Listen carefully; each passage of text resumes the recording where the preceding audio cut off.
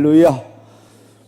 한 해 우리가 이 설 명절에 서로 인사를 하면 덕담을 주고받잖아요. 목사가 성도들에게도 뭔가 덕담을 한마디씩 드리면 좋겠다 그런 생각이 들어서 말씀 속에서 그 덕담을 찾다가 이런 말씀으로 덕담을 하면 좋겠다 생각 들었어요. 여러분의 삶이 2017년 한 해 시냇가에 심은 나무처럼 번성하는 한 해가 되기를 주님의 이름으로 축원합니다.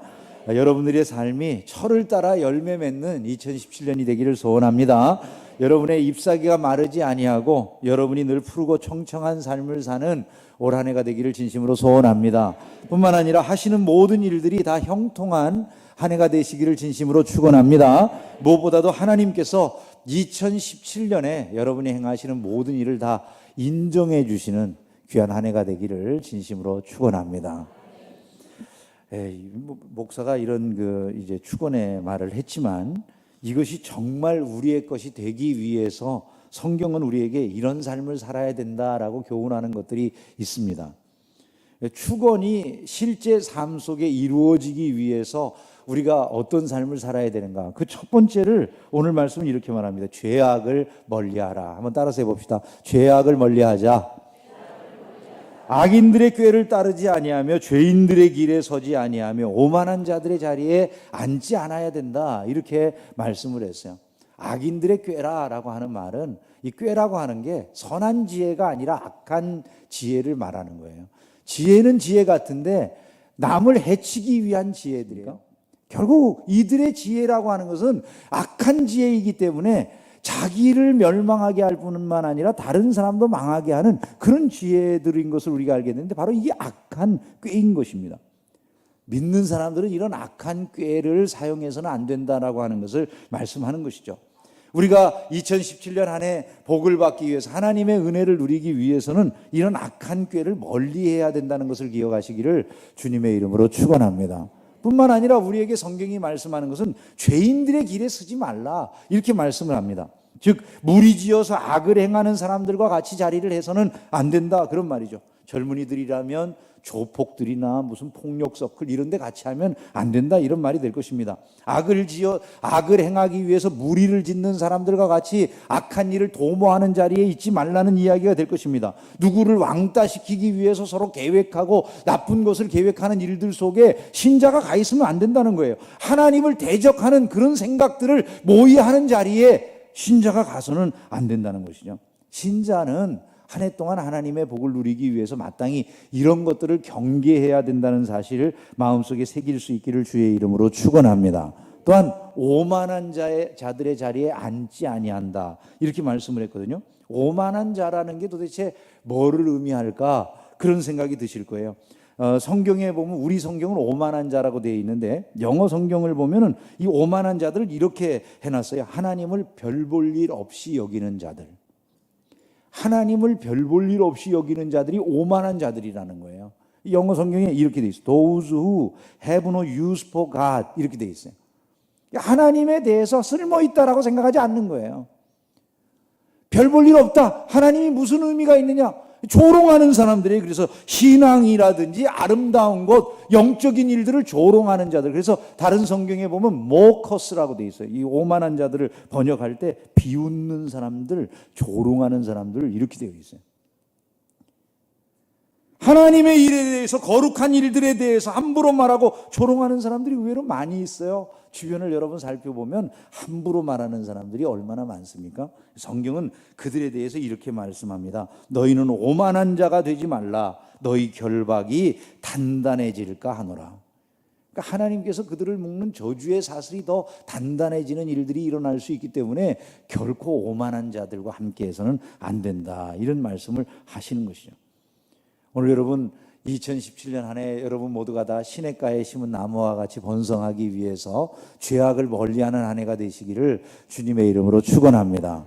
우리가 죄악을 멀리하기 위해서 좀 적극적으로 그러면 우리가 가까이 해야 될 것들이 있어요. 그게 뭐냐면 첫 번째는 이거예요. 하나님이 우리의 왕 되심을 항상 기억하면서 사는 거예요. 하나님이 왕이시다 이 생각을 늘 가까이 하셔야 돼요. 한번 따라서 해봅시다. 하나님이 나의 왕이십니다. 믿으시면 아멘 합시다. 하나님이 왕이시라고 그러면 하나님 두려워하면서 사는 거고 하나님의 눈에 잘 띄기를 원하는 삶을 사는 건데 하나님이 죄악을 싫어하시고 불의를 싫어하시거든요. 하나님은 불의한 자들을 저주하시거든요. 하나님의 진노가 불의로 진리를 막는 사람들의 모든 경건하지 않음과 불의에 대하여 하늘로부터 나타나나니 이렇게 말씀했어요. 그래서 하나님이 불의를 싫어하시니까 우리가 당연히 하나님을 왕으로 섬긴다면 왕이 좋아하실 일을 하지 않겠어요? 불의한 일들을 멀리하게 되기 마련이다라고 하는 것들을 우리가 기억을 해야 됩니다. 하나님 내 왕이시기 때문에 나는 내 왕이 기뻐하는 일을 행하겠습니다. 이 마음으로 작정하고 사는 거죠. 두 번째, 우리가 항상 죄악을 멀리하기 위해서는 적극적으로 하나님을 사랑해야 된다라는 사실을 기억을 해야 됩니다. 하나님을 정말로 사랑하면 죄를 멀리할 수 있어요. 여러분, 부부간에 함께 살아갈 때 부부간의 사이에 사랑이 끈끈하면 그 사이에 유혹하는 죄악이 들어올 수가 없는 거죠. 근데 부부간의 사랑이 느슨해진다면 그 사이에 죄악된 유혹들이 들어오기가 쉬워지는 거예요. 하나님과 우리 사이에도 마찬가지예요. 하나님과 우리 사이의 관계가 늘 사랑의 관계로 끈끈하면 그 사이에 유혹할 만한 죄의 유혹이라는 게 들어오기가 어려워요. 그런데 하나님과 우리 사이의 관계가 점점 멀어져 있으면 죄의 유혹이 들어와서 우리를 넘어지게 하기가 너무나 쉬워진다라고 하는 것들을 우리가 알 수 있다는 것이죠. 그래서 다윗은 하나님을 향해서 사랑을 자주자주 고백했어요. 시편 18편 1절에도 보면 나의 힘이신 여호와여 내가 주님을 사랑합니다. 이렇게 고백을 합니다. 하나님을 사랑합니다. 여러분, 하나님을 향해서 날마다 사랑을 고백할 줄 아는 신자들이 되기를 주님의 이름으로 축원합니다. 하나님을 사랑합니다 고백 잘 안 해보죠. 부부간에도 잘 안 해보는데 하나님께 사랑합니다를 몇 번이나 해보겠어요. 우리 그러니까 오늘 이 자리에서 한번 이게 우리에게 정월 초하루에 해당되는 날이라고 생각을 하니까 이날 한번 하나님 사랑합니다 고백해 보는 것도 좋을 것 같아요. 같이 한번 우리 하나님 사랑합니다 해봅시다. 하나님 사랑합니다. 할렐루야. 여러분, 그렇게 당당하게 고백할 수 있는 신자들이 되기를 주님의 이름으로 축원합니다. 성경은 하나님을 사랑한다는 것이 말뿐만일 수 있음을 우리에게 깨우쳐 줍니다. 우리가 부부간에도 당신 사랑해 하고 딴 데 가서 나쁜 짓 할 수 있잖아요. 그죠? 절대로 안 그러겠지만 우리 중계충성교회는 그런 일이 일어나지 않지만 하여간 다른 데 보면은 입술만 사랑합니다가 있어요. 입술만 사랑한다는 건 진짜 사랑이 아니에요.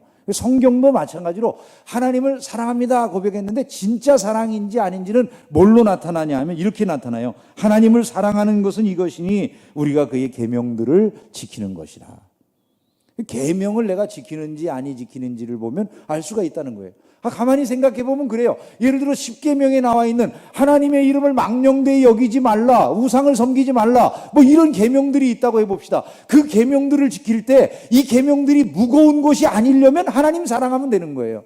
하나님을 사랑하는 자에게 계명은 무거운 것이 아니다 이렇게 말씀합니다. 아니, 하나님 사랑하는데 어떻게 하나님의 이름을 함부로 할 수 있겠습니까?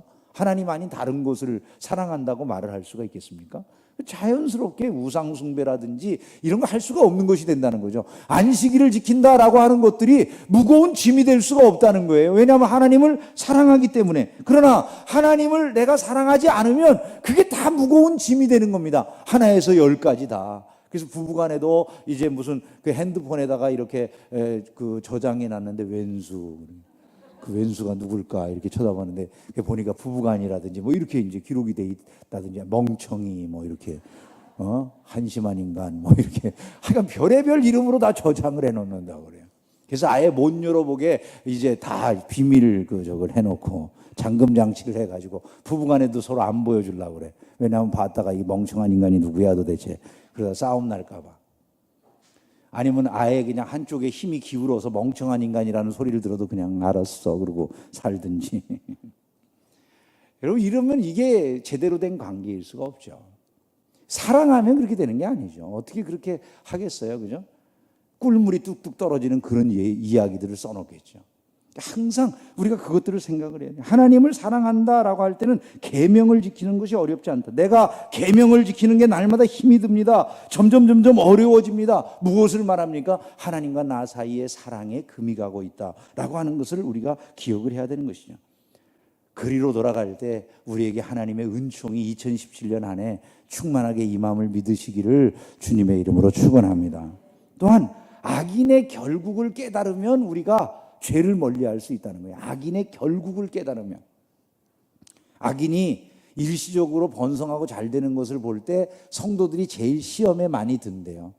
악한 사람은 잘 되고 번성하는 것 같은데 신자는 힘들어. 신자는 사는 게 하루하루가 괴로운 것 같은데 옆에 있는 안 믿는 사람, 하나님을 심지어 모욕하기도 하는 이런 사람들은 잘 되고 번성하고 심지어 죽을 때까지도 아무 문제가 없는 것 같아. 이런 마음이 들면 마음속에 괴로움이 찾아옵니다. 그래서 시험에 드는 경우들이 있어요. 근데 그게 우리만의 모습이 아니고요. 이런 모습은 이미 성경에 잘 나타나 있잖아요. 우리가 잘 알고 있는 시편 73편 같은 데 잘 나타나 있잖아요. 이 시편의 기자도 똑같아요. 우리와 같이 시험을 당해요. 나는 거의 넘어질 뻔하였고 나의 걸음이 미끄러질 뻔하였으니 이는 내가 악인의 형통함을 보고 오만한 자를 질투하였음이로다. 악한 사람, 오만한 사람이 잘 되니까, 형통하니까 이 사람도 보다가 시험에 들어버렸어요. 오만한 자에 대해서 오히려 질투심이 생길 만큼 신자가 오히려 오만한 자가 더 잘 되는 것 아닌가, 그 마음속에 오만한 사람들을 부러워하는 마음이 들어오더라는 거예요. 자기는 아무리 잘해도 소용없는 것 같고 말이죠. 근데 어느 순간 이 신자가 성소에 들어갈 때 깨닫잖아요. 어떤 것을 깨닫습니까? 아, 이들의 결국이 이러하구나라는 걸 깨달아줬다는 거예요. 하나님의 성소에 들어갈 때야 그들의 종말을 내가 깨달았나이다. 주께서 참으로 그들을 미끄러운 곳에 두시며 파멸에 던지시니 그들이 어찌하여 그리 갑자기 황폐하게 되었는가. 놀랄 정도로 그들은 절멸하였나이다. 주여, 사람이 깬 후에는 꿈을 무시함 같이 주께서 깨신 후에는 그들의 형상을 멸시하시리이다. 이렇게 말씀합니다. 아, 이 시인이 가만히 보니까 세상에 자기가 한순간에 깨닫는 게 저 악한 사람들이 하나님 앞에 서게 되는 그 순간에 완전히 멸절을 당하더라는 거예요. 멸절을. 자기가 그걸 깨닫는 순간에 얼마나 충격을 받았는지, 내가 어떻게 저 사람들을 부러워하는 마음을 가졌지? 내가 그런 생각을 한 게 깨닫지 못하는 짐승하고 다를 바가 없구나. 자기를 그렇게 한탄을 해요. 내가 이같이 무지함으로 주 앞에 짐승이오나, 이렇게 말합니다. 내가 어떻게 얼마나 한심한 사람인지, 꼭 짐승 같은 사람입니다. 깨달음이 없기가. 그렇게 한탄을 해요. 그러면서 이 사람의 마지막 고백들이 무엇입니까?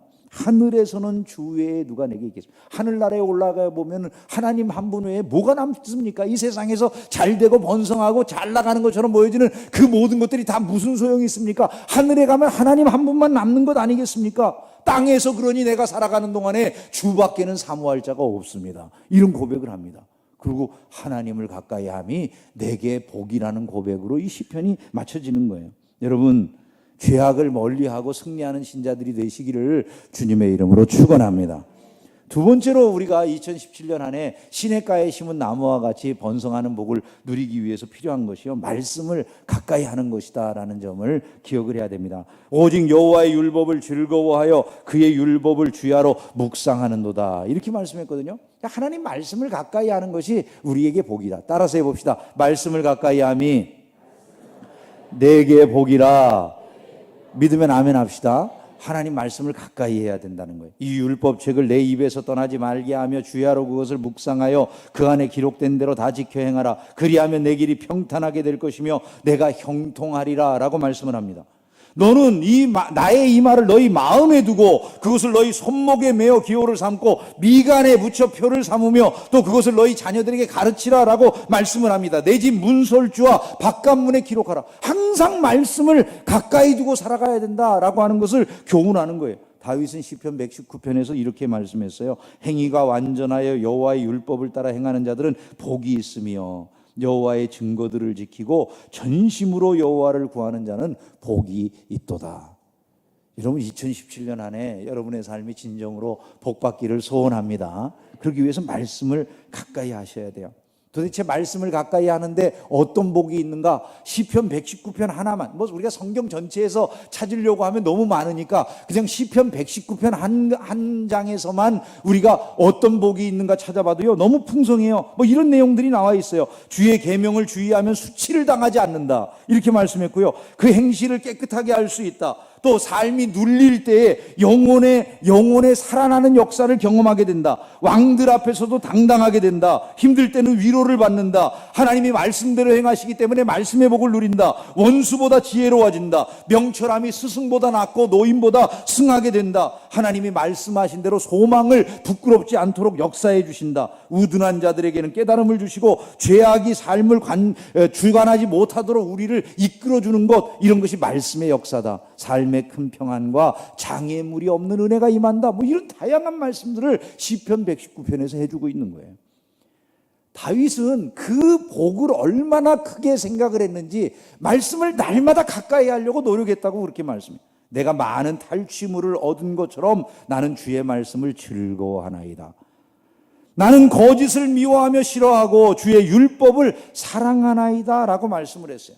뿐만 아니라 그는 자기가 일찍부터 일어나가지고 말씀을 읽는데요. 내가 날이 밝기 전에 부르짖으며 주의 말씀을 바라싸우며 주의 말씀을 조용히 읊조리려고 내가 새벽녘에 눈을 떴나이다. 하나님의 말씀이 얼마나 소중한지 금보다 순금보다 더 낫다, 이렇게 고백을 해요. 내가 주의 계명들을 금 곧 순금보다 더 사랑하나이다. 말씀을 가까이 하는 신자들이 되시기를 주님의 이름으로 축원합니다.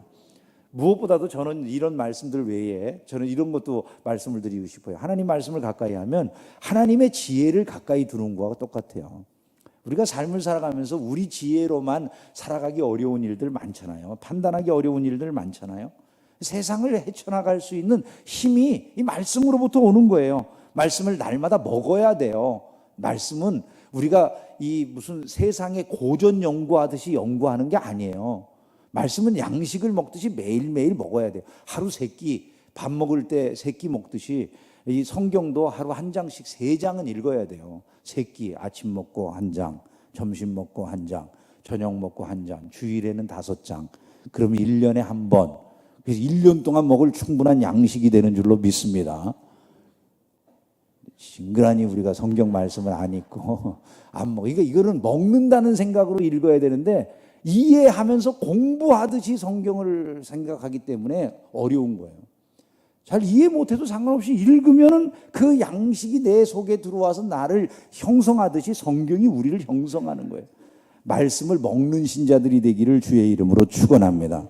그렇게 하면 주의 말씀이 내 발에 등이 되고 내 길에 빛이 돼서 어둠의 세상을 헤쳐나갈 수 있는 지혜와 능력을 주는 것이 된다는 거예요. 뿐만 아니라 하나님의 말씀의 복 중에 가장 좋은 복 하나가 또 뭐냐 하면 그 말씀이 우리를 예수님의 가장 가족다운 가족으로 만들어준다는 거예요. 예수님의 모친하고 형제들이 찾아왔다고 이제 말이 들어왔어요. 사람들을 가르치고 계신 가운데 예수님에게 그 말이 전갈이 오니까 예수님이 뭐라고 하십니까? 누가 내 모친이며 내 형제들이냐, 이렇게 예수님이 말씀하신 다음에 자기 주변에 있는 분들을 쳐다보시면서 예수님이 이렇게 말씀하셨어요. 내 어머니와 동생들을 보라. 누구든지 하나님의 뜻대로 행하는 자가 내 형제요 자매요 모친이니라, 이렇게 말씀했어요.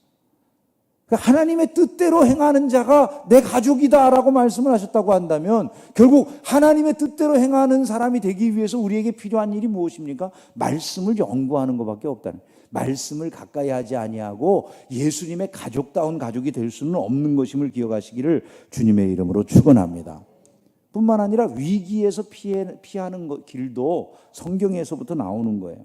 우리 시대를 위기의 시대라고 하는데 시편 107편에 보면은 우리를 성경 말씀이 위경에서 건지신다, 이렇게 말씀했어요. 시편 107편 20절입니다. 같이 읽어볼까요? 그가 그의 말씀을 보내어 그들을 고치시고 위험한 지경에서 건지시는도다. 할렐루야. 위기 가운데 아무리 우리가 처해 있다, 다른 데서부터 우리가 지혜를 얻는 게 아니에요. 말씀으로부터 지혜를 얻는다라는 것을 신자는 기억을 해야 될 것입니다. 말씀 한 구절이 사람을 살려요. 여러분, 말씀을 맺겠습니다. 한 구절이 사람을 살려요. 우리는요, 그 말씀이 무슨 의미인지를 모르고 읽어도 상관없어요. 말씀은 들어오면 양식이에요. 언젠가 우리에게 그것이 가장 중요한 힘을 주는, 나를 살리는 능력으로 역사한다는 것을 믿으시면서 꾸준하게 그 말씀을 섭취하는 2017년 한 해가 되기를 주님의 이름으로 축원합니다. 그 속에서 하나님의 은혜를 누리시길 바랍니다. 여러분, 죄악을 멀리하고 하나님의 말씀을 가까이 하십시오. 시냇가에 심은 나무가 시절을 쫓아 열매를 맺는 것 같은 복된 삶이 여러분 앞길에 2017년 안에 열릴 줄로 믿습니다.